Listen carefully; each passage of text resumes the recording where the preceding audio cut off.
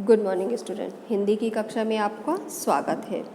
आज हम आपको आपकी पाठ्य पुस्तक का पाठ 6 युगावतार गांधी इसकी अभ्यास पुस्तिका में किस तरह से इसकी एक्सरसाइज को करना है ये आपको बताएंगे। प्रस्तुत कविता सोहनलाल द्विवेदी की रचना है। इस कविता में गांधी जी के जादुई व्यक्तित्व का उल्लेख किया। स्वतंत्रता आंदोलन के समय गांधी जी का जो स्वरूप निखर कर आया, कविता में उसकी प्रधानता है। यानी कि इसमें बताया गया किस प्रकार उन्होंने हिंसा को त्याग कर अहिंसा के मार्ग पर चलते हुए इस भारत को स्वतंत्रता दिलाई थी। और 1921 ईस्वी के बाद का संपूर्ण आधुनिक काल गांधी जी के इर्द गिर्द ही घूमता दिखाई पड़ता है। गांधी जी की अहिंसात्मक विचारधारा ने संपूर्ण विश्व को गौतम बुद्ध की तरह एक बार फिर अपनी ओर आकर्षित किया। कुछ लोग इन्हें ईश्वर का वरदान भी मानते हैं।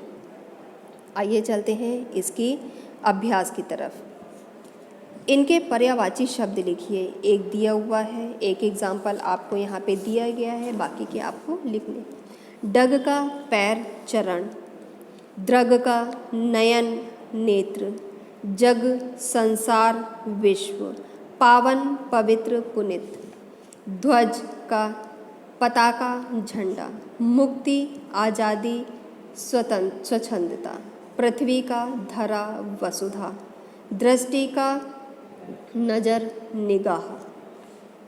उसके बाद हम आगे चलते हैं। रिक्त स्थानों की पूर्ति। पिसती करहाती जगती के, प्राणों में भरते अभयदान, अधमरे देखते हैं तुमको, किसने आकर यह किया त्राण, है अस्त्र शस्त्र कुंठित लुंठित, सेनाएं करती ग्रह प्रयाण, रण भेरी तेरी बजती है, उड़ता है तेरा ध्वज निशान। उसके बाद नीचे दिए गए समासिक शब्दों का विग्रह कीजिए।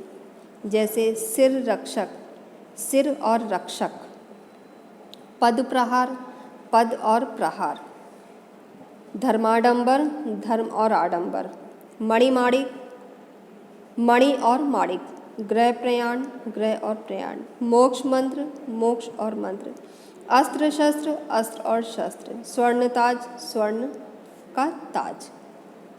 उसके बाद यहाँ पे कुछ अर्थ दिए गए हैं। निम्न शब्दों के अर्थ लिखकर उससे वाक्य बनाना है। जैसे राजतंत्र, राजा का शासन, रणभेरी, युद्ध, धरा, पृथ्वी, जननी, माता। इन शब्दों से इनका अर्थ प्रयोग करते हुए आपको स्वयं वाक्य बनाने। अब हम आते हैं इसके संदर्भ प्रसंग भावार्थ की तरफ, जैसा कि इसमें पूछा गया है। संदर्भ प्रसंग भावार्थ में निम्नलिखित पंक्तियों का संदर्भ सहित भावार्थ लिखिए। जैसे यहाँ पे कुछ पंक्तियाँ दी गई हैं, इनका संदर्भ प्रसंग सहित भावार्थ लिखना है। चल पढ़े जिधर डगमग में, चल पढ़े कोटि पग उसी ओर, पड़ गई जिधर भी एक दृष्टि, गड़ गए कोटि दृग उसी ओर। यानी कि इसका संदर्भ है। प्रस्तुत पंक्तियाँ हमारी पाठ्य पुस्तक सुमित्रा के युगावतार गांधी से ली गई हैं। इस कविता के रचयिता सोहनलाल द्विवेदी जी हैं। प्रसंग। प्रस्तुत पंक्तियों में कवि ने गांधी जी के जादुई व्यक्तित्व का उल्लेख किया है। इसका भावार्थ है, प्रस्तुत पंक्तियों में कवि ने गांधी जी के व्यक्तित्व का लोगों के ऊपर क्या प्रभाव पड़ता है बता रहे हैं। गांधी जी जिस रास्ते पर अपने कदम बढ़ा देते, उसी रास्ते पर करोड़ों लोग चलने लगते। जिस ओर उनकी नज़र पड़ती, उसी ओर करोड़ों लोगों की निगाह टिक जाती थी। उनकी नेतृत्व क्षमता इतनी विलक्षण थी कि लोगों पर अपना चमत्कारी प्रभाव छोड़ देती थी। उसके बाद हमारा दूसरी पंक्ति है, धर्माडंबर के खंडहर पर, कर पद प्रहार, कर धरा ध्वस्त, मानवता का पावन मंदिर, निर्माण कर रहे सृजन व्यस्त। इसका संदर्भ जैसा कि आपको पहले बताया जा चुका है उसी तरह होगा।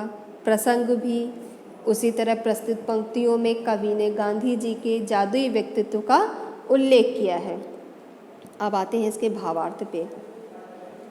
प्रस्तुत पंक्तियों में कवि ने बताया है कि गांधी जी ने लोगों के व्याप्त धार्मिक आडंबरों का खोखला दिखावा था। उसे अपने पैरों के प्रहार से खंडहरों को भूमि में मिला दिया और उसके स्थान पर मानवता के पवित्र मंदिर के निर्माण में लग गए, जहां मानव की जर्जर रूढ़ियाँ, अंधविश्वास, धार्मिक कट्टरता नष्ट होकर मानवता का प्रकाश छा गया। आई होप सो क्लास, आपने इसके अभ्यास को, इसके संदर्भ प्रसंग भावार्थ को बहुत अच्छे से सुना, समझा और इसे अपनी अभ्यास पुस्तिका में बहुत अच्छे से करेंगे। Okay class, thank you so much.